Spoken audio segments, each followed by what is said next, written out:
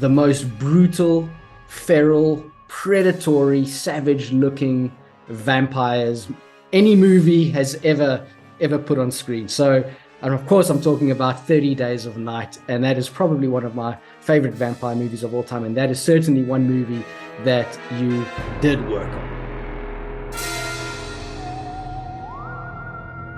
I want to take you back to 2007, and you might be wondering why I'm asking you about 2007, but I'm going to remind you, in 2007, something significant happened.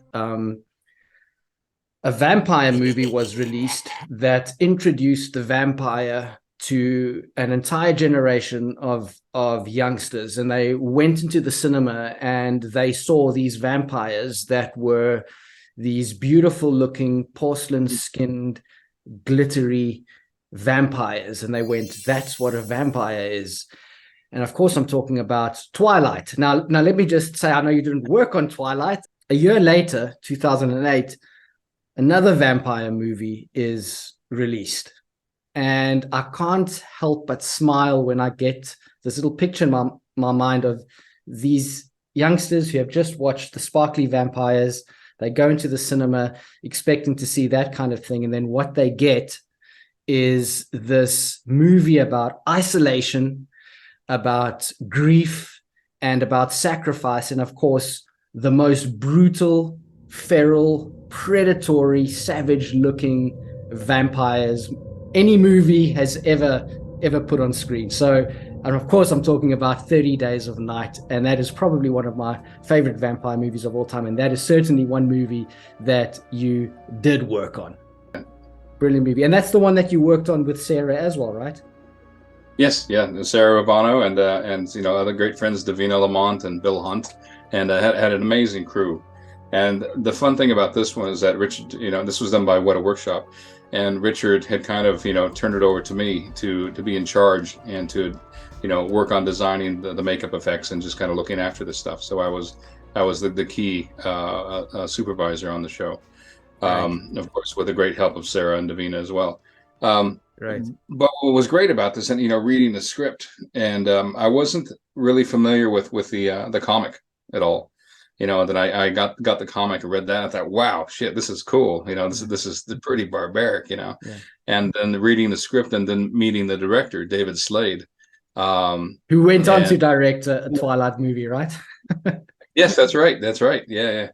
And his vision was very clear of what he was wanting.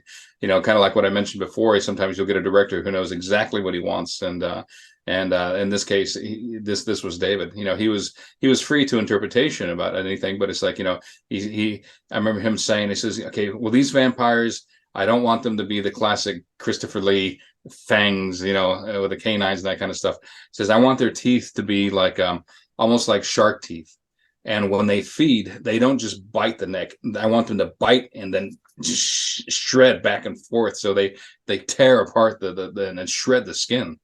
I said, okay, fantastic. I'm already thinking about, the dentures and stuff that we're going to be doing for that, which are great. And but he said also with the look, he says we have to really figure out a different kind of look for the skin. I want them to be kind of like I think maybe he did use the word porcelain. He says, but I want them to be quite icy looking. And he wanted them to have like a certain kind of sheen to them and stuff.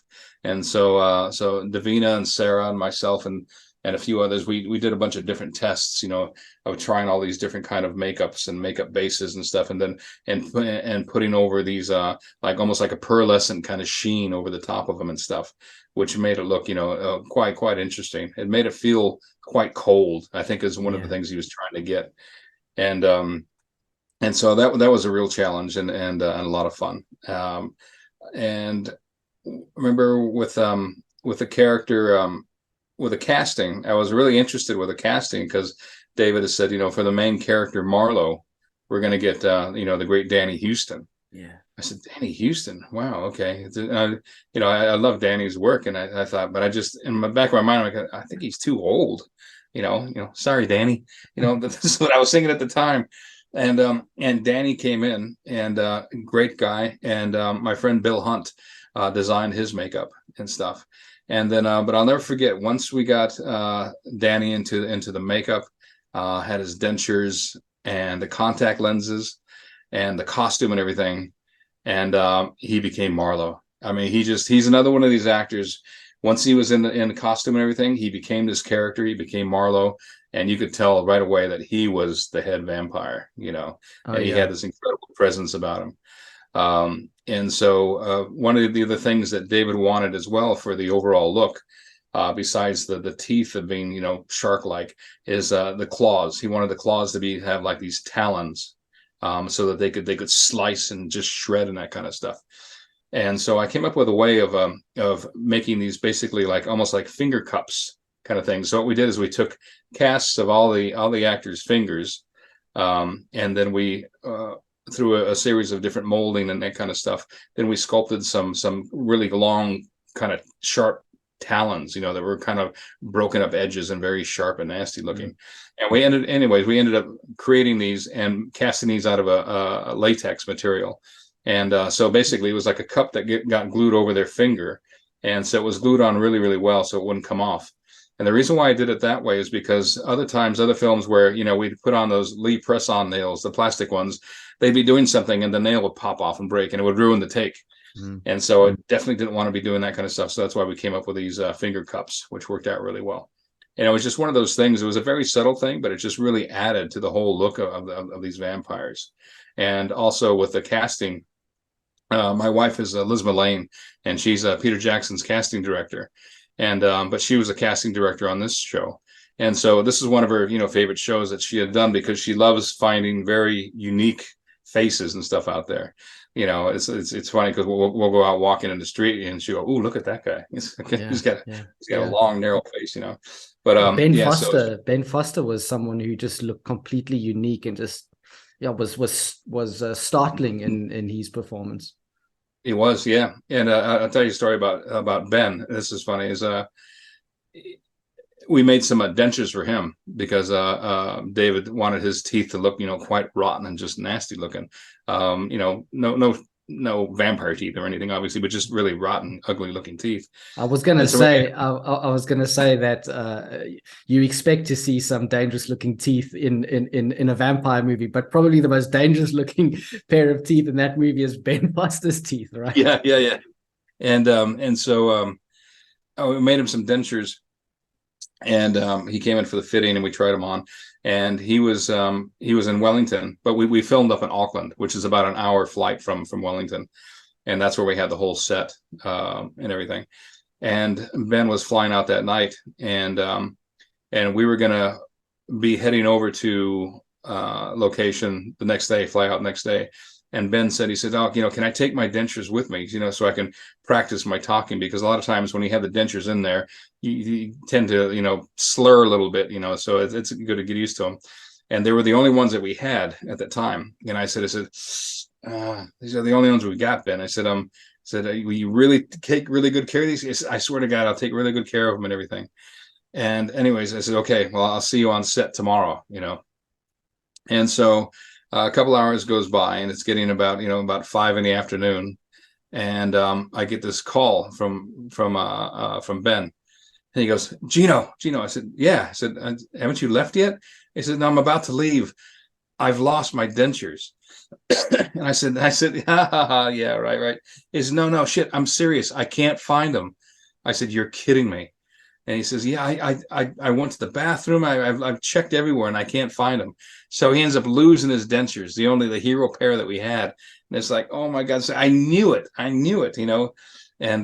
And so I had to tell Richard. I said, "Look, shit, we have to make another pair." So we had to work late that night and make Ben another pair of dentures and stuff, and which I carry them over with me when I flew out the next day.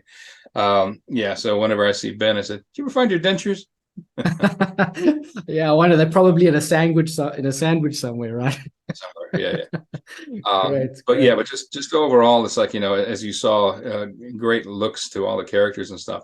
But one of the things that we did do digitally, and this is one of the things what I love mixing digital with the practical side of things, is that David wanted them to have kind of a strange look, so that when you saw them, something just was a bit odd about them. He wanted them to look like maybe they're like where are these people from? Are they Icelandic or something? But one of the things that we did, and I played around with this in Photoshop, is that he wanted to change the axis of the eyes and give them a little bit of a tilt, but then also spread them apart slightly. And so I took photos of one of the main girls, Iris, and did a lot of Photoshop work on that. Scale the eyes, 5, 10, 15%. And moved them around, and until David finally saw some that he really liked. He said, "Oh, this is really good. I like this." And so after we shot the film, then in post production, there was a VFX house up in Auckland that I would go to, and they had this really cool machine. I can't remember what it was now, but they were able to just program and move the eyes a little bit, but they could program it to where it would follow the movements and stuff, and track the eyes to that, so when you see the film, these guys have just, again, very slightly weird looking eyes. We had to be really careful, because he didn't want anything to be so obvious. It's like, oh, when they made the eyes small and spread them apart, it was just something that was just very, very subtle. Yeah. Gaze into the abyss.